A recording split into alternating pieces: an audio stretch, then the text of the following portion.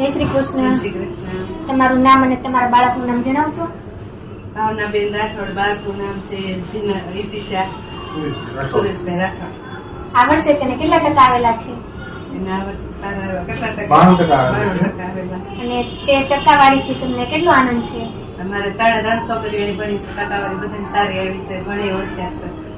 અને વર્ષ દરમિયાન ટીચરો અને બાળકો જે મહેનત કરે છે તેમના વિશે તમે શું કહેશો? મહેનત બહુ સારી છે. એમની ઘરે ઘરે જરીએ ધ્યાન નથી દેતા, પણ અહીંથી જ એને બધું આવડે છે.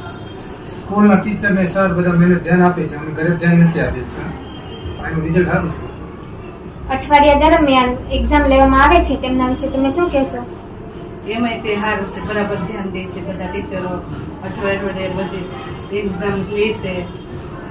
એમાં તરત પાછી મીટિંગ થાય, એમાં પૂછે છે કે તમારે કેટલું બાળક આગળ છે, કેટલું પાછળ, એ પ્રમાણે તમે કોશિશ કરીએ છીએ. વર્ષ દરમિયાન અવનવી પ્રવૃત્તિઓનું આયોજન કરવામાં આવે છે તેમના વિશે તમે શું કહેશો? હા, એ પ્રવૃત્તિ કે છોકરા બાળક બધું શીખે અને નવું બધું શીખે કરે, નકર તો હું ખ્યાલ આવે નકર ભણ્યા કરે.